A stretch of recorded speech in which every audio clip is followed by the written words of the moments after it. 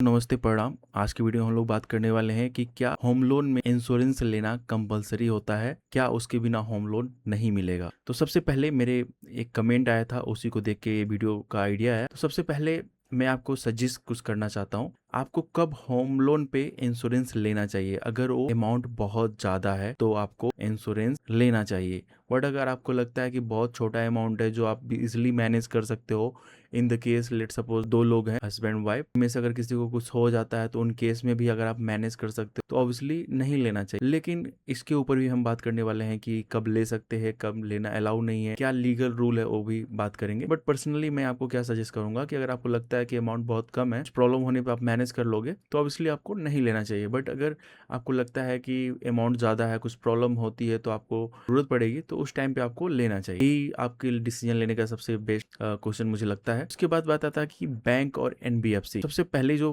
Question था हमारा कि क्या हम एक कंपलसरी होता है, तो आरबीआई की गाइडलाइन माने एक कंपलसरी नहीं होता है। अगर आप बैंक में जाते हो या एनबीएफसी जाते हो, चाहे वो प्राइवेट बैंक हो या गवर्नमेंट बैंक हो, वो लोग क्या करते हैं कि आपको वो सेल करने की कोशिश करते हैं। दो तरह के इसमें आपके इंश्योरेंस होते हैं। एक तो आपका पर्सनल कवर, यानी कि अगर आपको कुछ हो जाता है उस केस में कौन भरपाई करेगा, उसके लिए एक होता है। और दूसरा होता है अगर आपकी प्रॉपर्टी को कुछ हो जाता है तो उस केस में कौन भरपाई करेगा। तो दो इंश्योरेंस होते हैं।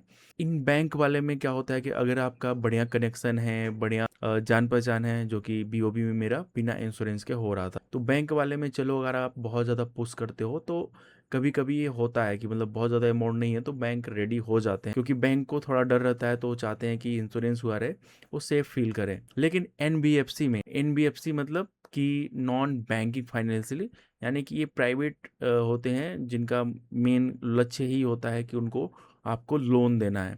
अगर आपका सिविल स्कोर गड़बड़ है, अगर आपके पास सैलरी स्लिप वगैरह नहीं है, अगर आप कोई छोटा मोटा काम करते हो, एक आम आदमी को मतलब ट्रैप करने के लिए एनबीएफसी यूज करते हैं, जो कि बहुत सारे रूल रेगुलेशन वो फॉलो नहीं करते हैं। अगर आपके पास कोई ऑप्शन नहीं है, क्योंकि मजबूरी में आदमी एनबीएफसी के पास जाता है, आई अंडरस्टैंड, तो आप इनके पास जा सकते हो। ये क्या करते हैं, बोलेंगे पहले ही कि अगर आपको इंश्योरेंस लेना है तभी आप हमारे पास आइए। अगर आप बहुत ज़्यादा लड़ोगे, आरबीआई की गाइडलाइन करोगे, और मतलब आपको काफ़ी कुछ आगे जाना पड़ेगा, तब जाके आप इनसे नहीं ले सकते हो। बट अगर ज़्यादातर केसेस में बिना इंश्योरेंस के आपको होम लोन देंगे ही नहीं। तो ये एनबीएफसी का केस है, तो आप मान के चलो कि एनबीएफसी में फर्स्ट मस्ट है, यानी कि लेना ही पड़ेगा, क्योंकि उसके लिए आपको काफ़ी कुछ लड़ाई करनी पड़ेगी। और होम लोन के टाइम पे आप उस लेवल पे नहीं जा सकते हो कि आरबीआई में जाके कंप्लेन करो। और बैंक वाले में क्या है कि अगर आपका कोई अच्छा रिलेशन है तो आप उससे ट्राई कर सकते हो कि बिना इंश्योरेंस के मिल जाए। और इंश्योरेंस में कितना अमाउंट जाता है, तो ऑब्वियसली आपको एक सिंपल सा एग्जांपल देता हूँ। मेरा 10 लाख का लोन हुआ, उसमें तकरीबन 77,000 रुपीज, 77,000 रुपए सिर्फ इंश्योरेंस अमाउंट था। उसमें से दो insurance personal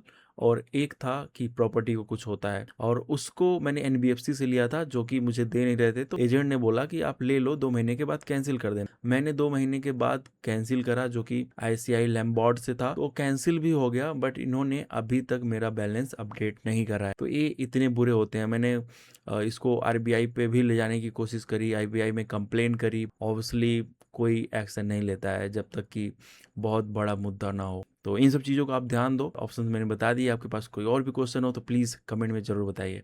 thank you so much. And simply again, insurance लेना कंपलसरी नहीं होता है आरबीआई के गाइडलाइन के अनुसार, बट बैंक एनबीएफसी आपको देने की कोशिश करते हैं। और अगर इस पे आप कंप्लेन भी करते हो तो बहुत इजीली से सुनवाई नहीं होती है। कंप्लेन हो तो प्लीज़ चैनल को जरूर सब्सक्राइब कीजिएगा। आपके पास कोई प्रश्न हो तो पूछिए।